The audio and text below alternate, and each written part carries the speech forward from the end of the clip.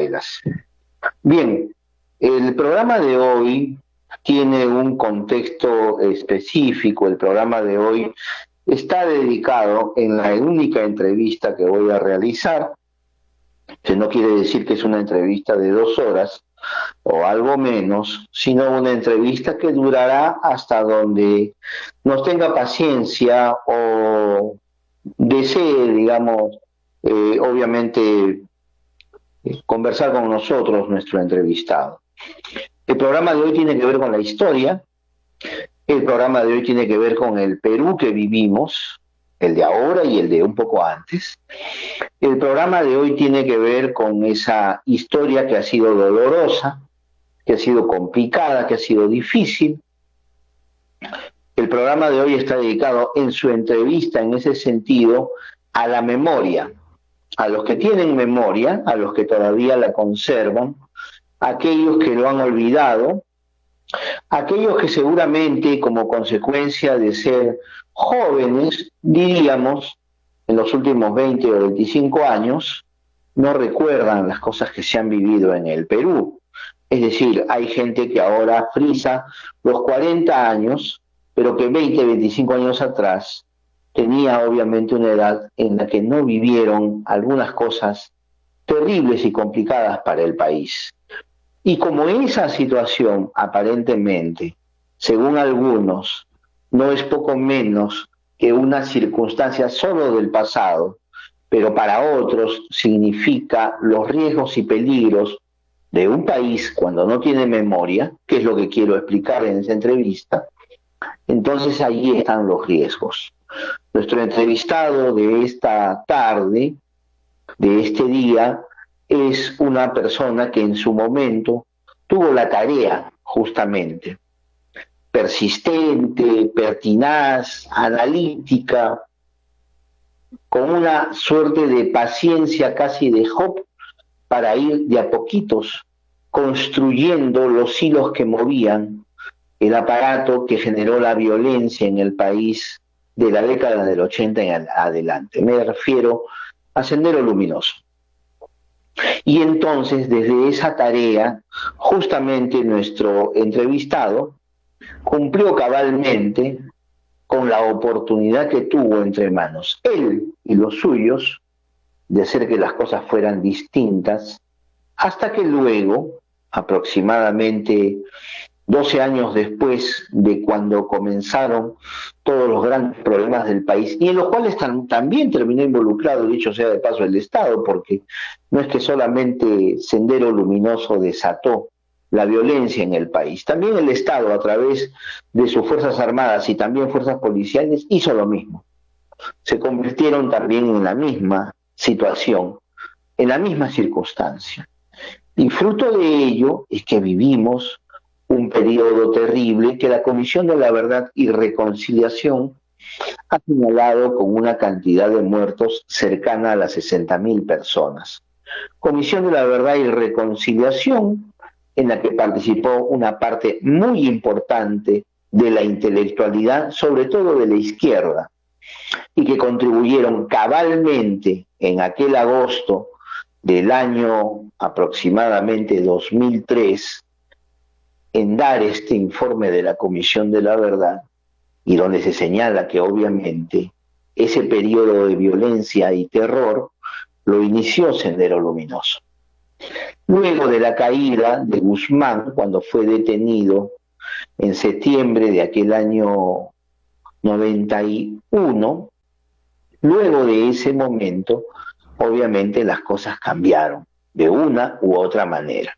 Todo eso lo vamos a ir sabiendo justamente con nuestro invitado el día de hoy. Lo vamos a saber con nuestro invitado cuando en breves minutos más lo entrevistemos. Se trata justamente, como digo, de alguien que ha cumplido un papel clave. Vamos con él a ir paso a paso en la historia de estos últimos 40 o quizás un poquito más de tiempo, porque para analizar lo que vivimos había que mirar el tiempo también inmediatamente pasado, ese tiempo que probablemente nos lleve hasta la década del 60. pero vamos a tratar de que el programa sea didáctico, que el programa corra más a mano de las explicaciones que nos dé nuestro entrevistado y obviamente también para ver la manera cómo se puede, digamos, hacer mejor las cosas en el Perú.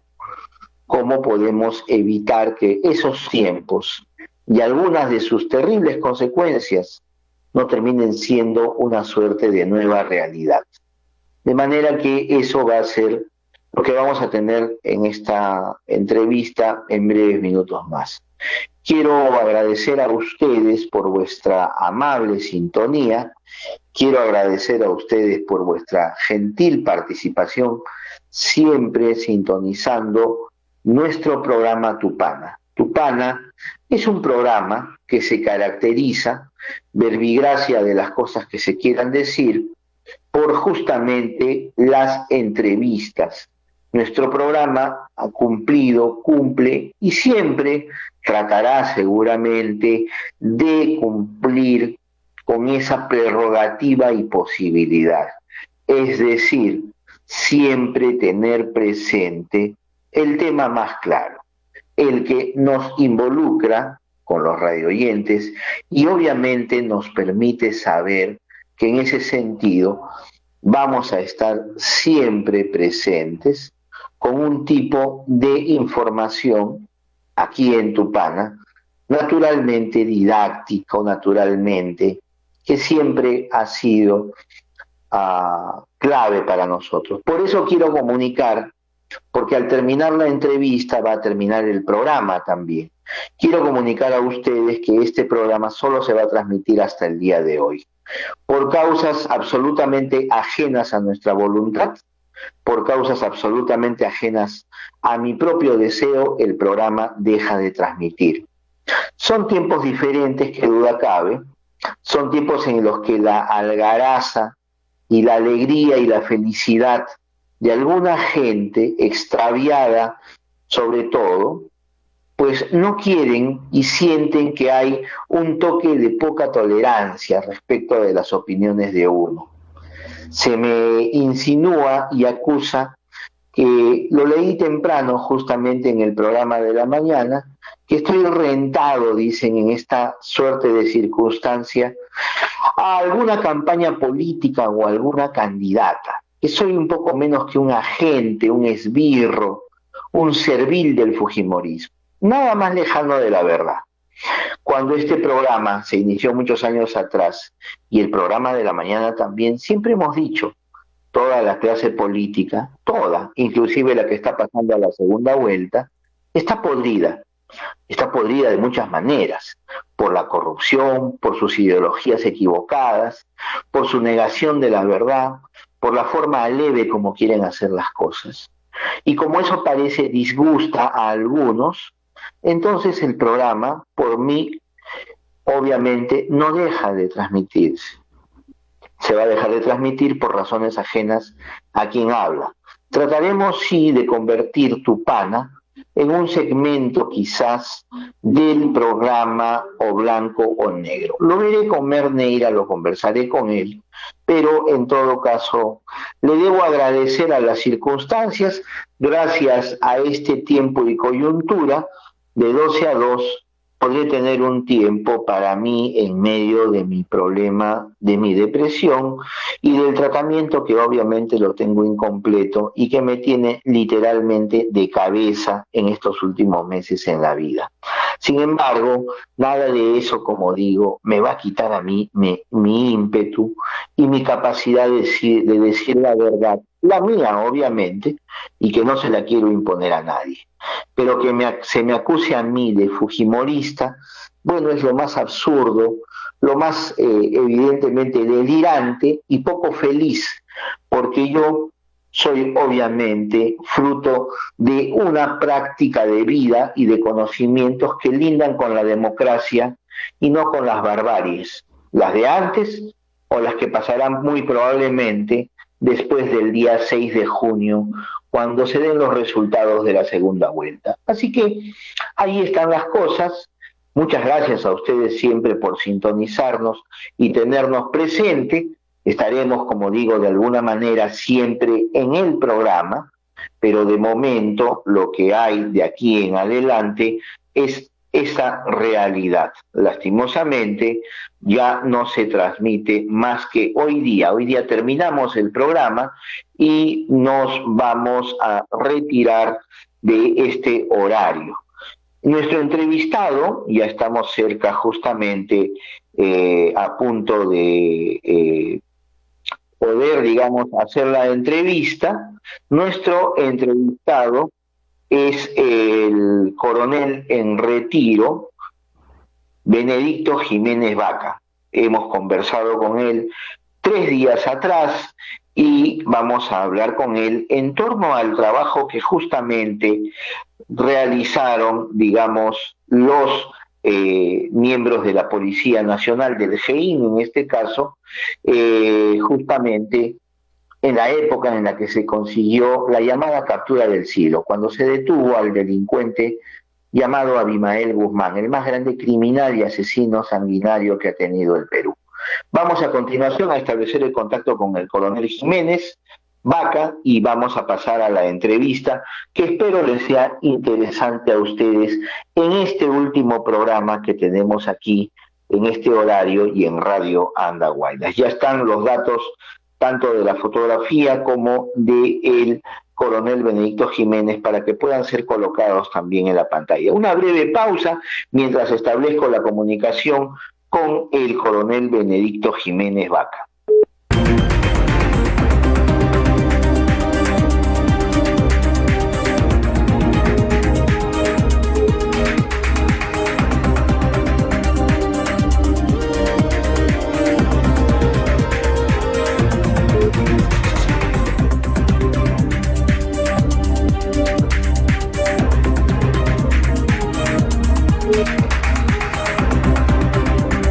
Bien, 12 del mediodía con 29 minutos.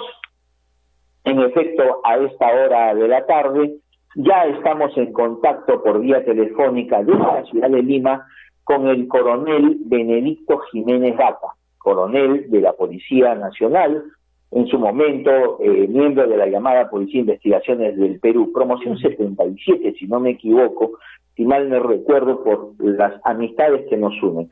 Coronel Benedicto Jiménez, le agradezco muy sinceramente que podamos tener esta comunicación con Andahuaylas.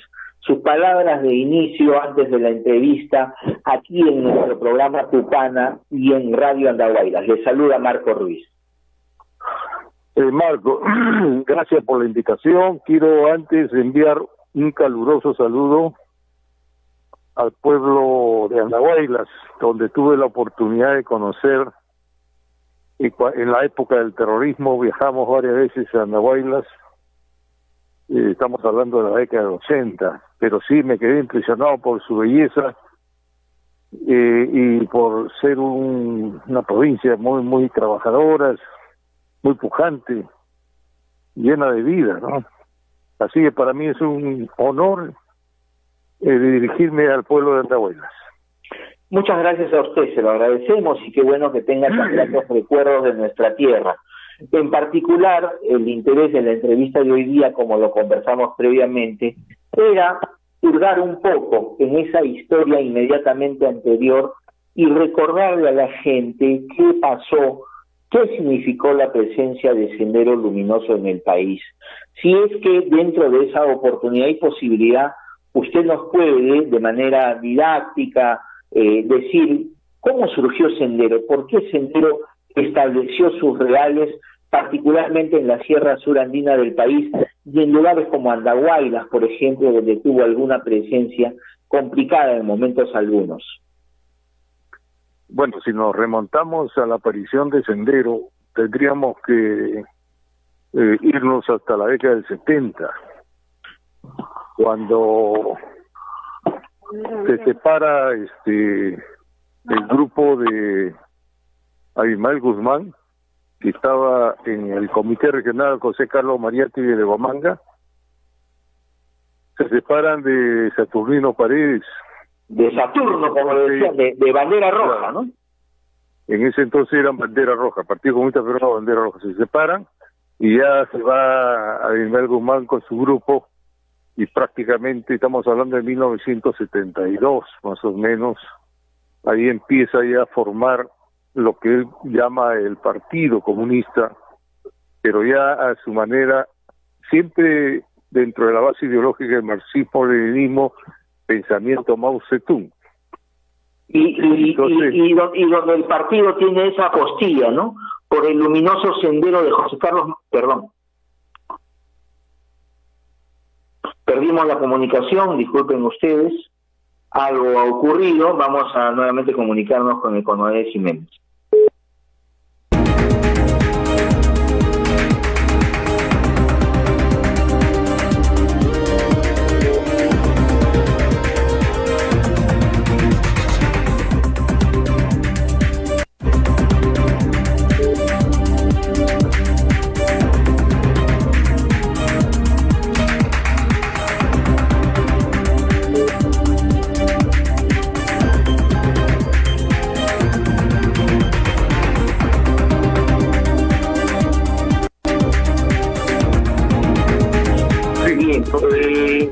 Bueno, se cortó la llamada, estamos nuevamente con el coronel Jiménez.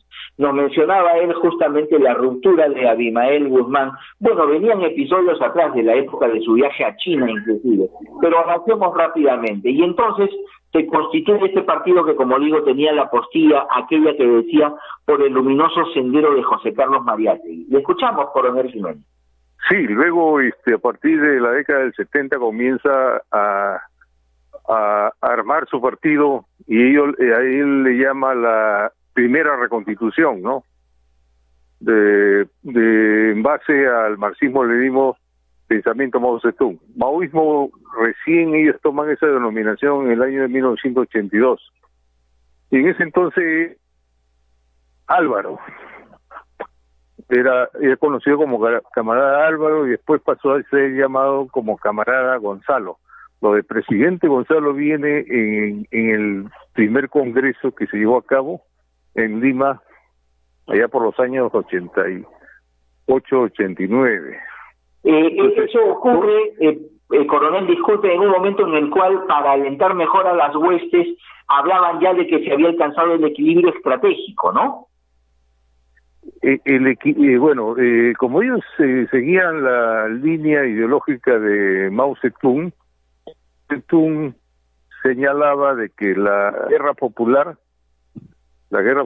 tiene 3 etapas: la defensiva estratégica, el equilibrio estratégico y la ofensiva estratégica. Entonces, cuando se da el inicio de la lucha armada, indudablemente explotaron todas las condiciones o las larvas que existen en una sociedad peruana, como era la injusticia, la corrupción, la discriminación, entonces la pobreza. Siempre se explota todo eso y se buscó la vía violenta, que es diferente a la vía pacífica.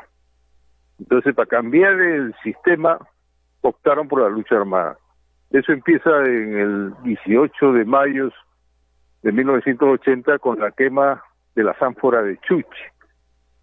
Y empieza justamente en esos pueblos como Cangallo, Fajardo, Chuxi, porque son pueblos muy pobres, deprimidos, ¿no? Empieza ahí, y después la década del 80 iban creciendo, los planes estratégicos se cumplían, y todo en función de la conquista del poder, ¿no? Entonces, en esas circunstancias, ellos dan, digamos, este salto tras la quema de ánforas, y se inicia sobre todo el terreno abonado a 3 regiones: Ayacucho, a Huancavelica y Apurímac, ciertamente.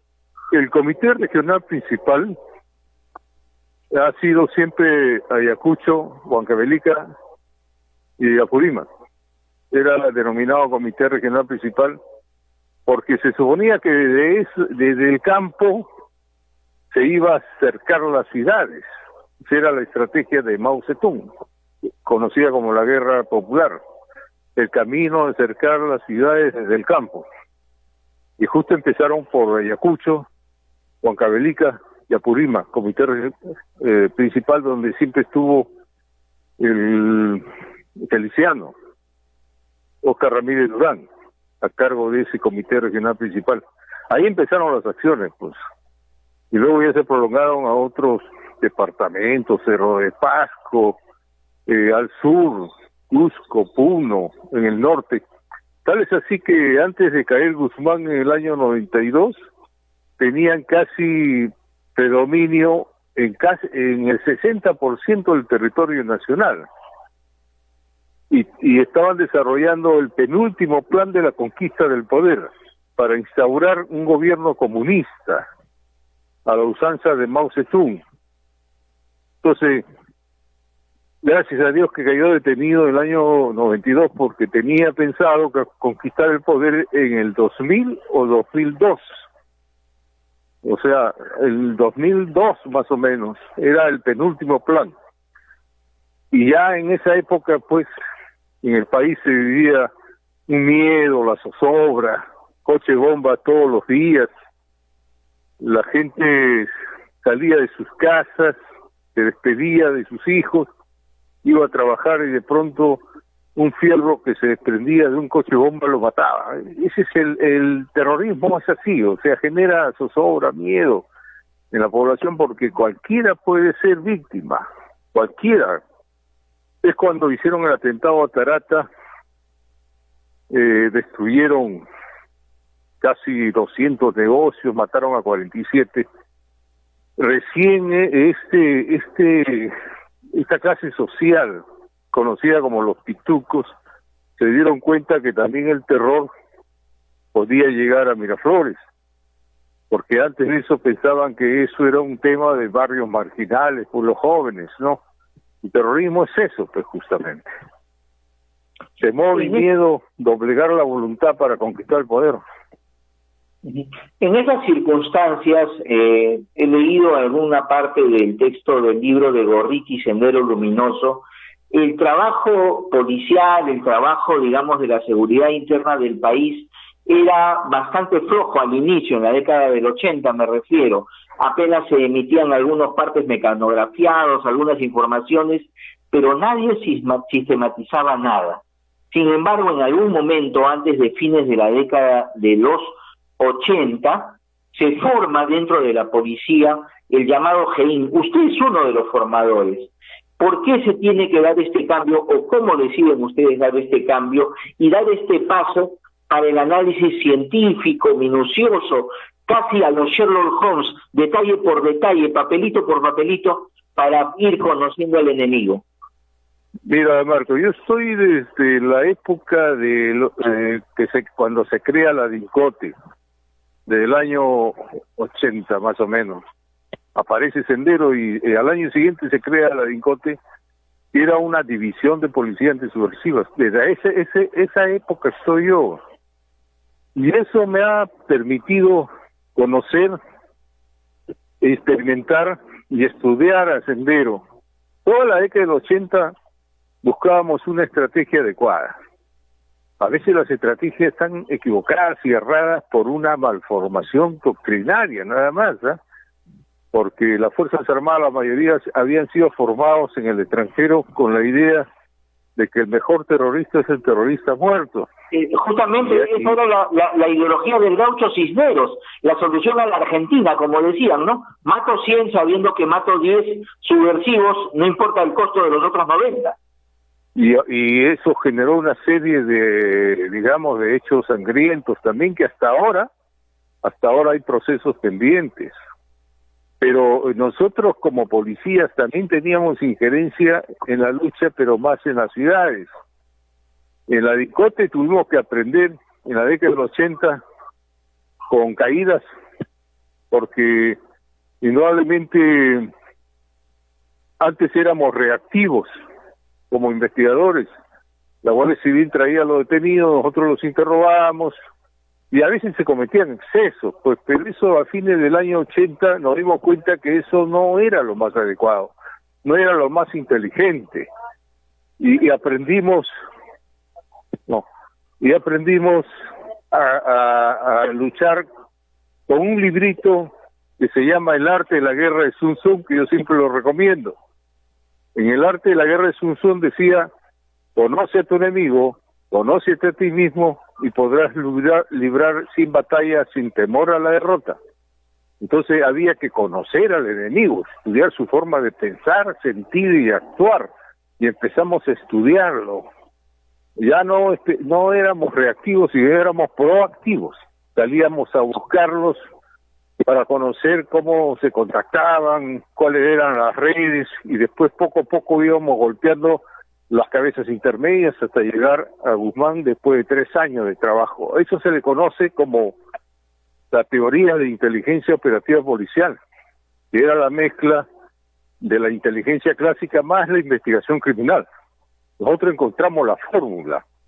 Entonces los capturamos a todos vivos, porque el mismo Sun Tzu decía: captura a tu enemigo vivo, porque muerto solamente generas un mártir. Entonces había varios principios que empezamos a aplicar con Sun Tzu, y hasta ahora tiene vigencia el pensamiento de ese gran estratega chino que vivió 400 años antes de Cristo. Si nuestras Fuerzas Armadas hubiesen sido capacitadas doctrinariamente en base a ese libro, El arte de la guerra, muchas cosas hubieran cambiado, pues, ¿no? Es decir, mientras Abimael Guzmán, el camarada de Gonzalo, leía Mao Zedong, el, digamos, estratega ideólogo chino del siglo XX, ustedes se fueron 2400 años antes a Sun Tzu para derrotarlo también. Fue una guerra entonces de filosofías chinas, al fin y al cabo. Que también lo estudiaban los maoístas y los senderistas hasta ahora, estudian a Sun Tzu, ¿no? O sea, sus pensamientos tienen vigencia hasta el momento. Y deberíamos aplicar también esto para conocer un poco lo que está pasando con el terrorismo en el BRAE, por ejemplo, y también con el sistema de gobierno, el político también, pues, ¿no? Hay que conocer bien cómo piensa, siente y actúa un candidato para ver si votamos por él o no votamos por él, ¿no? El hecho de estudiar a Sendero nos dio un alcance como analistas estratégicos, de tal manera que tengamos una idea muy clara qué es lo que quiere Sendero, porque Sendero tiene como 40 años, no nació ahora, estamos hablando de la década del 60, cuando Guzmán llegó a la Universidad Nacional San Cristóbal de Huamanga como profesor, el 62 más o menos, y el 65 viajó a China, pero de esa época estamos hablando prácticamente el origen de Sendero. Es una época de pugna también con los profesores norteamericanos que habían en la Universidad de Huamanga, ¿no? Scott Palmer creo que era uno de ellos. Es una época de la cual algunos recuerdan y decían, Guzmán hablaba de la revolución, lo llegaron a llamar los chupamaros, si mal no recuerdo, porque dicen que los fines de semana hablaban de la revolución mientras llevaban cerveza. Esa es más o menos la historia un poco circunstancial de aquel momento, don Benedicto. Sí, veo que tú conoces bastante pormenores, te felicito. Ahora, el nombre de Sendero Luminoso muchas veces también la gente no conoce. El nombre de Sendero Luminoso viene desde la década del 70, más o menos por el año 77, 78, cuando la Federación de Estudiantes Revolucionarios de Huamanga, de la universidad, editaba un folleto que se llama Por el Sendero Luminoso de José Carlos Mariat. De ahí viene el nombre de Sendero Luminoso. No es que se lo hayan puesto los mismos senderistas, sino que la gente se acostumbró a llamarlo Sendero Luminoso. Ahora, el informe de la Comisión de la Verdad y Reconciliación le da una partida de nacimiento a este nombre de Sendero Luminoso, porque ellos colocan Partido Comunista Peruano Sendero Luminoso. Yo no sé si sabían lo que colocaban, pero en este momento, cuando quieren captar adeptos, este grupo de Solución Política, que es el grupo guiado por Guzmán, se acercan a los jóvenes y le dicen, un momentito, nosotros no somos terroristas, ¿eh? Somos un partido comunista peruano Sendero Luminoso, porque así es reconocido en el informe de la Comisión de de la verdad y reconciliación, ¿ves? Los argumentos que utilizan son bastante de peso para captar a los jóvenes. También le dicen, por si acaso, acá no ha habido terrorismo, acá ha habido un conflicto armado interno, porque así también está considerado en el informe de la Comisión de la Verdad y Reconciliación. Y Guzmán es un filósofo, un maestro, ¿no? Es un sabio, es un revolucionario, y comienzan a ensalzar su figura. El faro de la revolución mundial, como decía en algún momento, ¿no? Bueno, es un genio del mal, ¿no? Que hasta ahora sigue desarrollando su estrategia, ha logrado superar el recodo del camino, como él llamaba el año 93, y ha hecho una estrategia más pegada a lo ideológico político. Y estamos viendo los resultados, ¿no? En el año 209, en base a unas consignas que él dio, se crea el Movadef, que es hijo de Sendero, y también se crea el CONARE SUTEC en el año 2009. Pero el pensador, el estratega de la creación de estos pequeños hijos putativos de Sendero es Guzmán, en base a un documento que se encontró en el año 2008 en su celda, que se llama Plan de Construcción del Partido para la hoja de ruta de todo lo que ha pasado después del 2008, ¿no? Entonces, si nos ponemos a pensar, Movadef es creación de Sendero, y el CONARE SUTE también es creación de Sendero, y todo eso persiguen un objetivo final que es la amnistía general. La amnistía general busca Movadef. ¿Y qué significa? Se traduce en la libertad desde Guzmán hasta el último terrorista que todavía está preso, que son como 100 más o menos. Pero esto que pide Movadef como amnistía general habla de todos los presos políticos, y para conciliar de alguna manera, me parece, usted me corrige, han metido en el mismo saco a Antauro Humala, al propio Vladimiro Montesinos, a Fujimori, es decir, libres todos, para que nadie reclame. Claro, es el lenguaje atractivo que utilizan. Bueno, la amnistía general para todos, vencedores y vencidos, ¿no? Militares, presos políticos, prisioneros de guerra, que también llaman ellos. Eso es lo que buscan, eso es lo que aspiran, ¿no? Pero en realidad lo que ellos quieren es sacar a su líder, a Ismael Guzmán, porque ya tiene 86 años. En 5 años, yo no quisiera su muerte, pero en 5 años puede morir, y le genera un problema porque para ellos sigue siendo su semidios.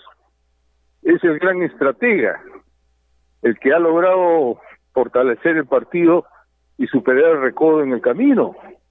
Y ahora lo estamos viendo. Están entrando al Congreso varios senderistas.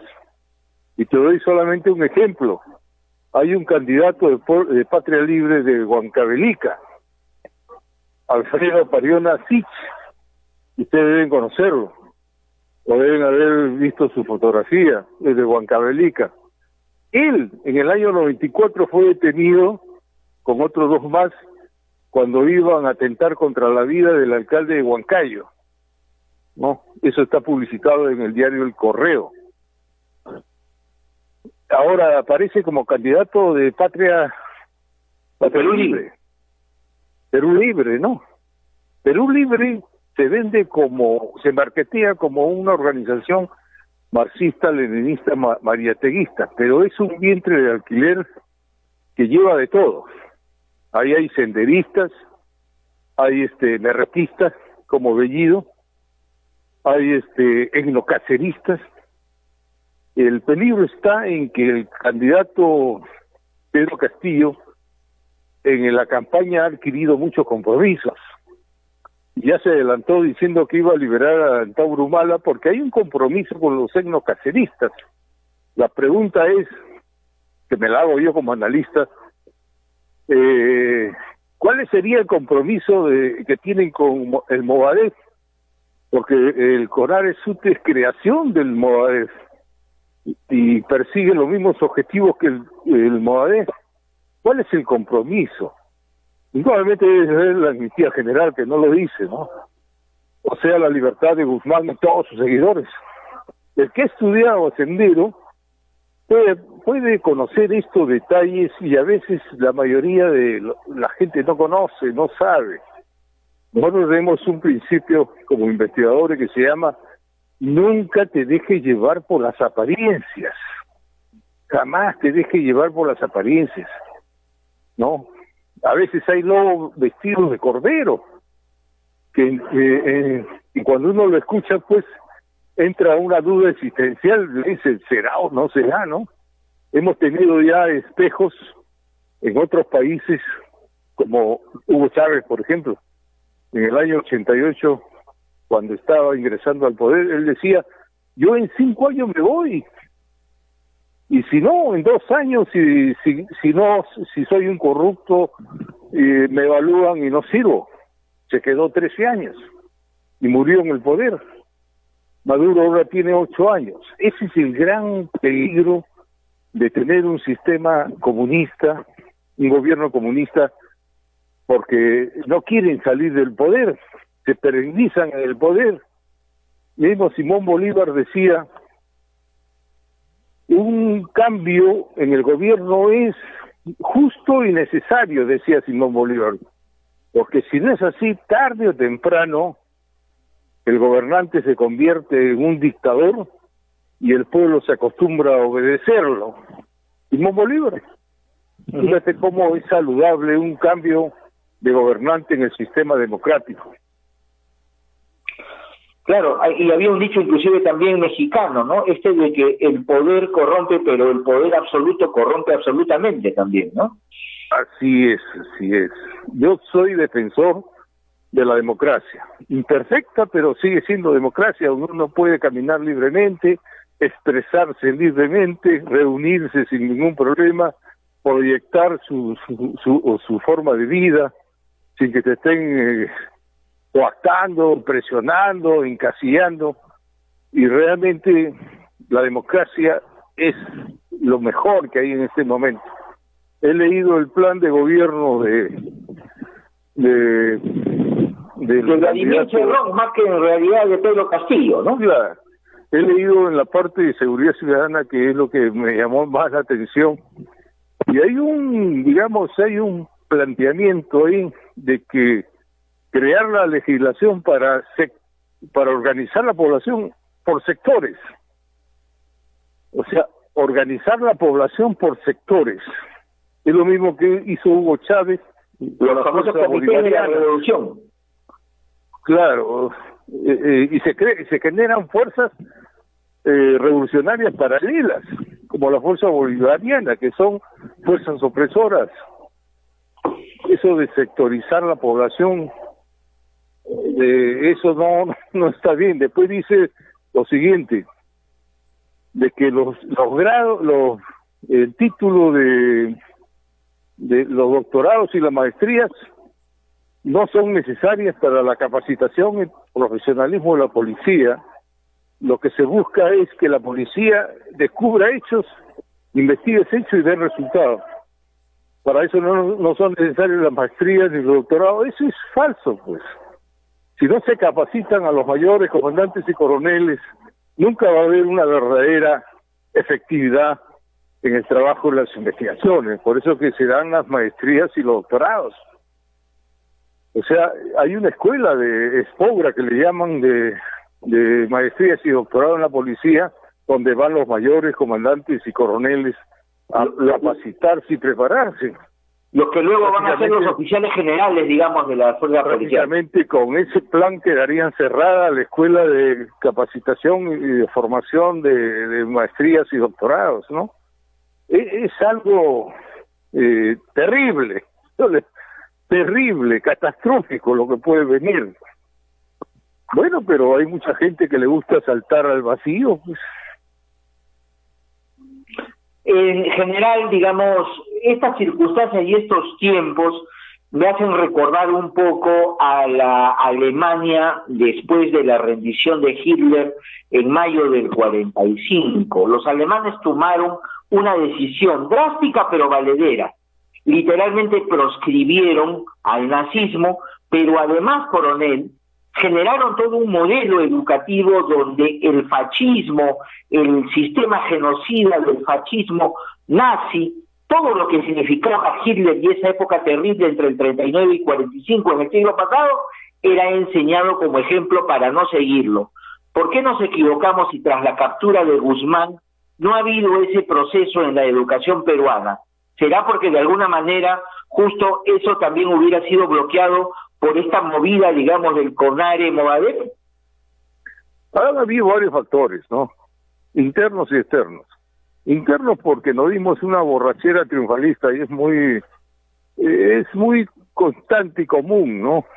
Era una gran victoria. Pues aquí en el Perú, si analizamos nuestra historia, de pocas victorias podemos jactarnos, ¿no? O sea, siempre hemos tenido pérdidas, nos han vencido, nos han desmembrado territorios en la frontera peruana, por ejemplo. Entonces aparece una captura de esa naturaleza y nacen nuevos padres de la victoria. Como decía Napoleón, la hija Victoria tiene muchos padres y la hija derrota es huérfana. Y ahí entramos en lo que se llama el triunfalismo barato, la borrachera triunfalista, y no vimos que Sendero, si bien había aceptado la derrota militar, nunca se dio la derrota completa, porque se da en tres ángulos: militar, ideológica y política. Pero ellos lograron superar la parte ideológica y política, y ahí es donde han avanzado bastante en la parte ideológica. ¿Qué es lo que se produce tras la capitulación de Guzmán en el llamado acuerdo de paz, esa línea acuerdista que luego sufre transformaciones, mientras que la línea proseguir, digamos, podría tener como último apéndice los Quispe Palomino en el Bryan?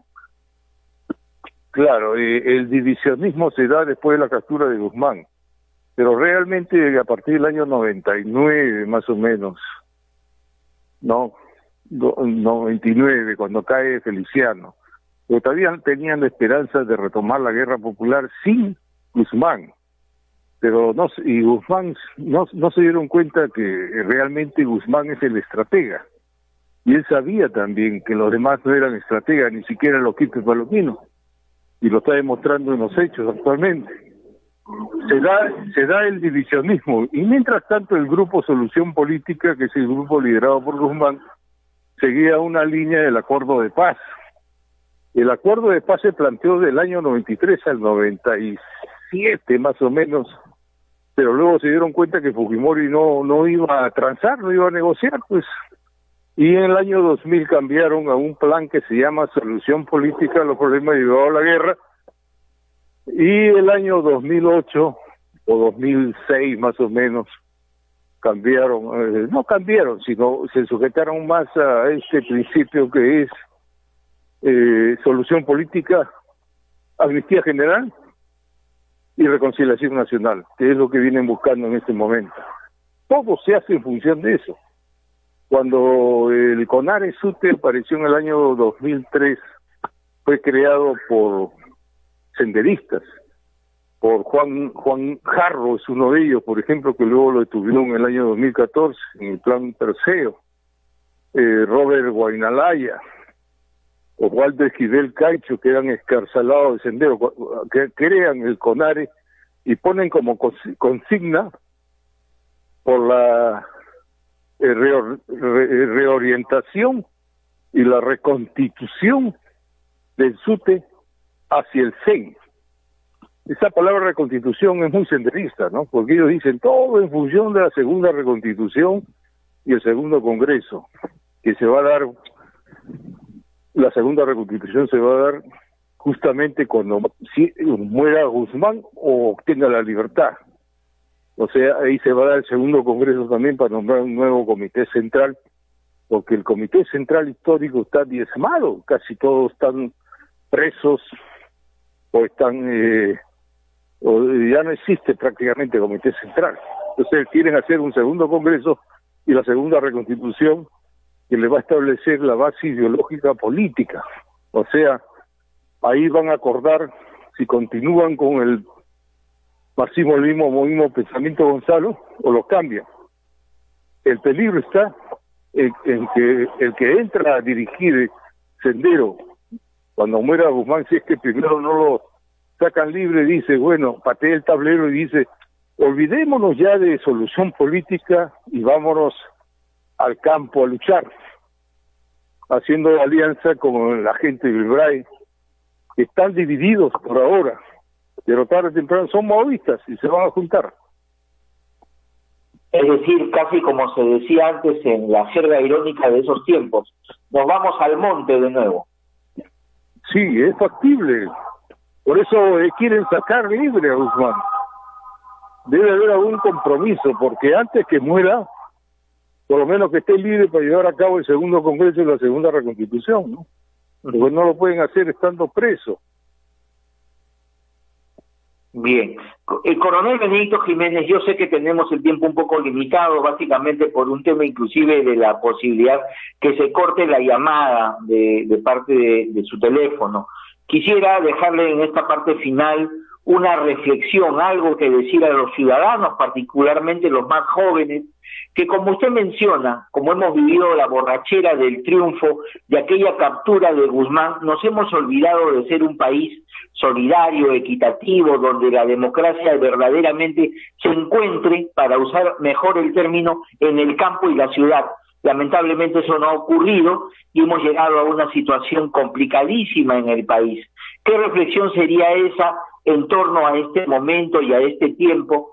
Y además, con toda la experiencia de los casi 40 años suyos de trabajo de inteligencia y de persecución a estas huestes terroristas que tanto daño le han causado al país. Claro, yo quiero sugerirle, recomendarle a la juventud, porque que no vivieron esa época, que no vieron los hechos sangrientos y violentos que nosotros sí hemos visto, que no se dejen engatusar pues por estos grupos. El mejor sistema es el sistema democrático, imperfecto, pero sigue siendo democrático. Cualquier otro modelo, sea comunista, socialista, vemos los espejos en que han acabado los países como Nicaragua, Cuba, Venezuela. Eso no funciona así. Ahora que van a votar el 6 de junio, hagan un voto consciente, porque vamos a comprometer el futuro del país. Nosotros hemos luchado justamente por la pacificación y para que se recupere el sistema democrático, porque cuando un año antes que caiga Guzmán, la corporación RAND, que estudia los fenómenos violentos terroristas en el mundo, había declarado en un informe de que la democracia no era viable ya en el Perú, prácticamente la perdíamos. Y hay muchos senderólogos, sociólogos que decían que para vencer a Sendero había que terminar con las larvas que existen en el país, la corrupción, la injusticia, etcétera, etcétera. Y nosotros encontramos la estrategia más adecuada, que era la captura del líder. Y así se vino abajo Sendero en la parte militar, pero no ideológica y políticamente. La violencia no conduce a nada. El modelo comunista tampoco, porque Sendero quería implantar el modelo comunista también. Quería crear una nueva república popular y destruir el viejo y caduco Estado, acabar con la gran burguesía. La gran burguesía son los dueños de los medios de producción, que en este momento están más preocupados porque efectivamente la nacionalización, las expropiaciones va a generar que se vaya el capital y se vayan las inversiones al extranjero, como también sucedió en los años 91, 92, donde todo el mundo se iba del país y algunos cuantos policías nos quedamos para enfrentarnos a Sendero. Lo paradójico es que esta gente que se fue regresó después a gobernar en el Perú, como PPK, Mercedes Arau, que reconocen que se fueron en la época violenta del terrorismo y luego regresaron a gobernar el país cuando ya estaba la cosa tranquilizada. Entonces, este 6 de junio vayan a votar de manera consciente porque se va a comprometer el futuro del país. Bien, Coronel Benedicto Jiménez, muchas gracias a usted por esta entrevista, por este tiempo para con nosotros aquí en el programa Tupana. Se lo agradezco muy sinceramente, un gran abrazo para usted y sinceramente reconocido por su palabra y voz en estas circunstancias aquí en nuestro programa. Muchas gracias y buena suerte, cuídense, la pandemia todavía sigue y también vayan a hacer el voto consciente el 6 de junio. No voten en blanco ni viciado, porque al final eso es un boomerang, ya que si se logra el voto viciado y nulo, son los mismos candidatos que vuelven a presentarse. Muchas gracias, nos estamos viendo. Muchas gracias, muy buenas tardes a usted. Gracias. Era el coronel Benedicto Jiménez. Es 1:08 p.m, tal como dije al principio del programa antes de la entrevista. Ya no nos vamos a una pausa publicitaria y volvemos, sino nos retiramos definitivamente de este horario, no por propia voluntad, lo vuelvo a reiterar, no es mi deseo dejar el programa ni este tiempo, pero en estas circunstancias y en medio de esta algaraza triunfalista de estos sectores que obviamente quieren imponer un modelo totalitario, resulta incómoda seguramente la voz de uno. Trataremos de seguir con nuestra propia línea informativa y quizás algunas entrevistas, como he dicho, justamente en el programa O Blanco o Negro de 8 a 10 de la mañana. Ahí seguramente nos seguiremos encontrando. Gracias por tenernos a bien en este tiempo y horario entre las 12 y 2 de la tarde. Ahora quedará eso libre para que ustedes escuchen lo que mejor convenga seguramente para estos tiempos. De mi lado, muchas gracias y gracias a nuestro gentil auspiciador Ópticas Optimas, que es mucho más que un par de lentes, un estilo de vida. Ramón Castilla, 469, y llamando al 967-262-444, usted tiene la posibilidad de tener la mejor cita óptica de todo el Valle del Chumbao. También es un tópico de enfermería que atiende curaciones inyectables, medición de la presión arterial, de la glucosa y de la saturación de oxígeno en la sangre. Todo eso y mucho más atendido por enfermeras profesionales para niños y adultos y también a domicilio. Gracias a ustedes, hasta siempre. Tupana cierra sus transmisiones definitivamente aquí en este horario, en esta radio. Muy buenas tardes, el 6 de junio, voten bien, no se equivoquen, pregúntenle a los hermanos venezolanos lo que han vivido, la farsa del chavismo, y se darán cuenta que estamos jugando con fuego si es que no entendemos el mensaje. Gracias, buenas tardes.